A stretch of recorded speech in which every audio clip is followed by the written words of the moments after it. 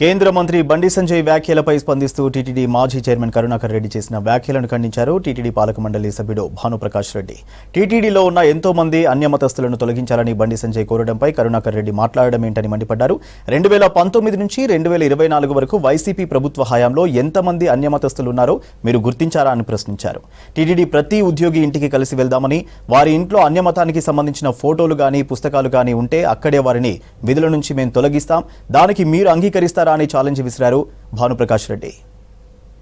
మంది హిందువులకు ఆరాధ్య దైవం వెంకటేశ్వర స్వామి, హిందువులకు ఆధ్యాత్మిక రాజధాని తిరుమల తిరుపతి దేవస్థానంలో పనిచేస్తున్నటువంటి కొందరు పేరులేమో రాముడు కృష్ణుడు అని ఉంటుంది, కానీ ఇంట్లో వ్యవహారాలు మాత్రం జీసస్ సంబంధించినటువంటి ఆ ప్రవచనాలు గాని ఆ ప్రార్థనలు గాని చేస్తుంటారు.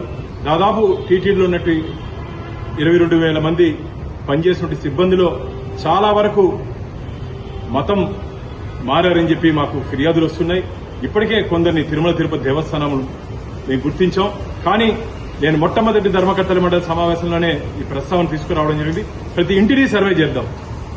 ఇంట్లో వెంకటేశ్వర స్వామి హిందూ చిత్రపటాలు కాకుండా, హిందూ దేవత చిత్రపటాలు కాకుండా అన్యమతానికి సంబంధించిన ఏదైనా చిత్రపటాలు ఉన్నా సరే, సాహిత్యం ఉన్నా సరే వెంటనే వారిని ఉద్యోగం నుంచి తొలగిస్తామని చెప్పి ఈ మొట్టమొదటి ధర్మకర్తల మండలి సమావేశంలోనే ఈ అంశాన్ని రేవెత్తడం జరిగింది. నిన్న మా కేంద్ర మంత్రివర్యులు, కేంద్ర హోంశాఖ సహాయ మంత్రి బండి సంజయ్ గారు తిరుమల పర్యటనలో వచ్చిన సందర్భంలో వారికి చాలా మంది ఫిర్యాదు చేయడం జరిగింది.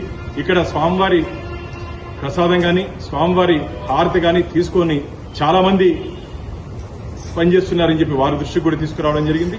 కాబట్టి దాదాపు 1000 పైచిలకు ఉంటారని చెప్పి మాకు అనుమానాలున్నాయి.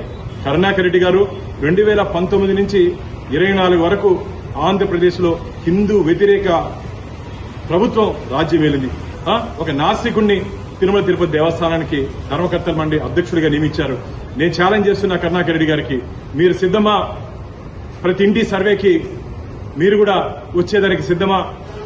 అక్కడ గాని అన్యమతానికి సంబంధించిన చిత్రపటాలు గాని సాహిత్యం గాని ఉంటే వారిని అక్కడి నుంచి తొలగించేదానికి మీరు అంగీకరిస్తారని చెప్పి నేను బహిరంగంగా వారికి సవాల్